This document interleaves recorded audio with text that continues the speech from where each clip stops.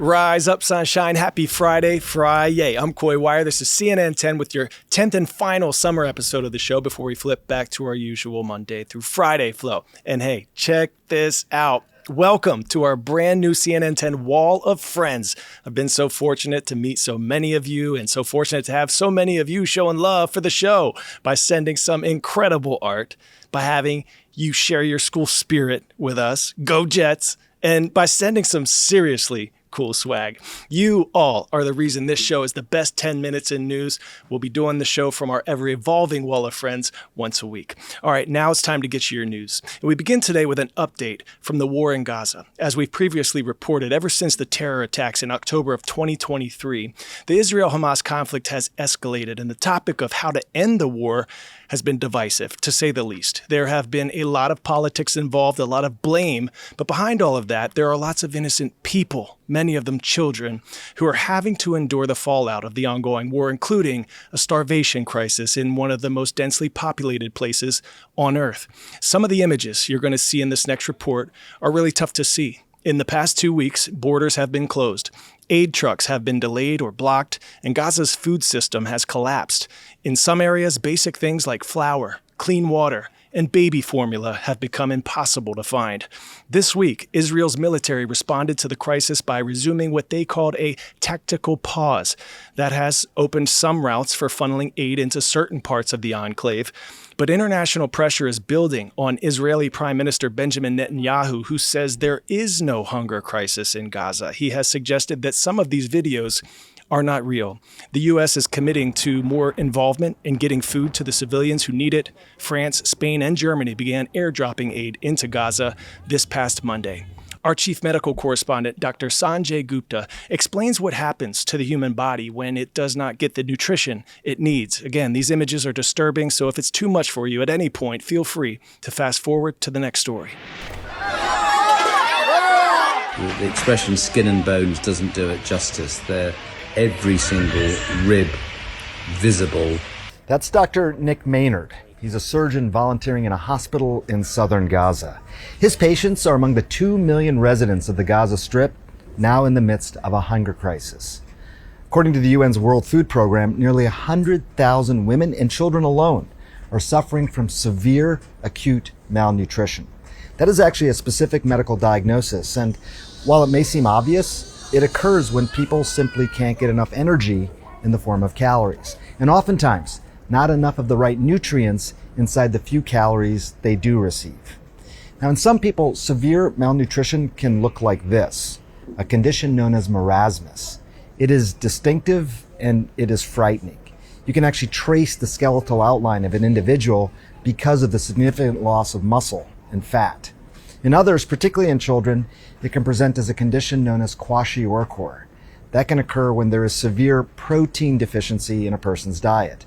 In those cases, the legs and even the abdomen will actually swell because the body starts to desperately retain fluids.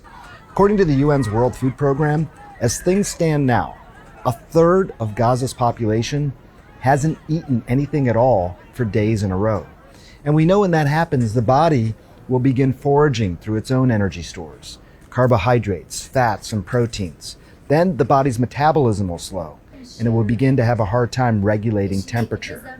The kidneys and immune system will weaken, making them susceptible to infections. Eventually, the body will fully start to turn on itself, consuming muscle, anything to try and sustain itself.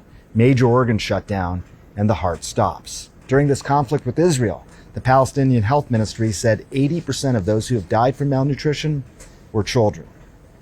You know, this crisis reminds me of the famine in Somalia in 2011. It was among the most difficult and challenging reporting assignments I have ever covered. Brutal to watch people die for lack of basic needs, and also come to grips with the fact that mass starvation is too often the cost of human politics. I don't know what you would call it other than mass starvation. And it's man-made. And that's very clear. Now to a story about math, machines, and a monumental win for the human brain. Are humans smarter than AI? Most of us probably initially think, no, Well, think again, my friends. At the 2025 International Mathematical Olympiad, or IMO, 5 teenagers did something incredible. They outperformed some of the world's most advanced AI models. The IMO is the world's toughest math competition for high school students. This year, it was held in Queensland, Australia, with 641 students from 112 countries. Each contestant had 2 4.5-hour sessions to solve 6 mind-bending problems. No calculators, no internet, just brain power, baby. For the first time ever, AI models from tech titans Google and OpenAI joined the competition. These weren't math-specific bots. They were general-purpose reasoning models trained to solve problems in natural language. Both Gemini DeepThink and OpenAI's experimental model solved 5 out of 6 problems, earning 35 out of 42 points, enough for a gold medal. Pretty impressive, right? Well, here's the twist. 5 human teens scored perfectly, something no AI could match. That means the top students beat the bots. While AI has tackled Olympiad-style problems before, like geometry-focused models in 2024, this was the first time general-purpose AI models competed under full IMO conditions and reached gold-level scores. That makes this year an historic moment for the tech, but while AI crunched numbers, these teens crunched the bots' dreams. Fun fact, did you know the word robot actually comes from the Czech word robota, which means forced labor or drudgery? As many of us humans can relate, those robots may have felt exactly that, having to do all that math. Pop quiz hot shot. Which of the following is an artificial sweetener created entirely in a lab? Sucralose, sucrose, galactose, or fructose? Answer is sucralose, an artificial sweetener or non-nutritive sweetener similar to aspartame or saccharin. Most artificial sweeteners are created from chemicals in a lab, but some, like sucralose or stevia, are made from natural substances like fruits or herbs. Next, a story with a little pop to it. We're talking soda. We learned earlier this week a new version of Coca-Cola is on its way this fall. In addition to its classic original formula, which uses high fructose corn syrup, the iconic global soda brand will release a version of its flagship product that's sweetened with real cane sugar. There was a presidential push for this sweetener swap. President Donald Trump took to social media to announce that he'd been speaking to Coca-Cola. So, what's the difference? Well, cane sugar is a natural number produced straight from sugarcane, a type of sugar called sucrose. High fructose corn syrup is a type of sugar made from processed cornstarch. It's the processed powerhouse of the sugar world. And if you're wondering which version is healthier, experts say neither, actually, stating these sodas are bad for our health no matter which of these sweeteners is used. Now to a children's advocacy group that just might inspire some young minds to go to law school. A judge in Lee County, Florida, volunteering one recent Saturday morning to preside over kids' court, where some convincing kiddos got to argue their biggest cases, grievances, and wish lists against their parents. And why do you want a corgi dog? Because I want to play with it. One request was just one day a year to be able to stay up late. Disclaimer, we do not condone the concept of pecking for perks with your parents, but this is pretty creative. This particular Florida program is designed to help dads spend more time with their kids while learning something new. We wanted to do a day where people could come and learn about the basics of the justice system and a court system. I really did enjoy seeing her stand up, be confident in front of the judge, and plead her case. Thank y'all. Cuteness alert. A rare zoological occurrence. For the first time in nearly a full century, a zoo in the UK is celebrating the birth of a rare baby snow leopard. Video shared by the Chester Zoo showed the 6-week-old cub playing with its mom in their cozy den. The cub is not only the first birth of its kind in the zoo's 94-year history, it was the product of a pair of adult snow leopards that were carefully matched as part of an international breeding program aimed at bolstering the species, which is classified as vulnerable on the International Union for Conservation of Nature's Threatened Species list.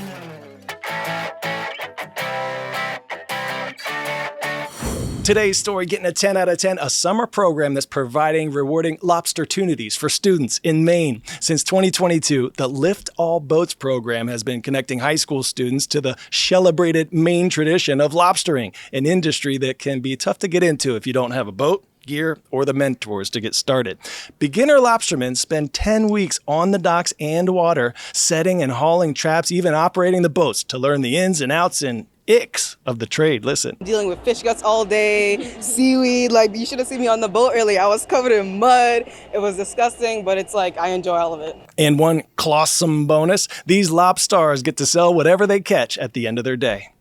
All right, superstars, time for our shout outs. Today's Summer Friday shout out is going to Columbia Academy in Columbia Heights, Minnesota. Thank you for this shirt. Rise up. We're talking respect, integrity, strength, excellence, understanding, and pride. That is awesome. And before we go, we have to take a moment to give a shout out to what's behind me here. All the art, letters, memorabilia, 3D printed models, the photos you've sent. A shout out to all of you. Thank you. We love making this show for you and seeing how much you love the show. Have a great weekend, everyone. Make someone smile today. And for those of you starting school on Monday, we hope you have a fantastic first day. We'll see you there. I'm Coy Wire, and we are CNN 10.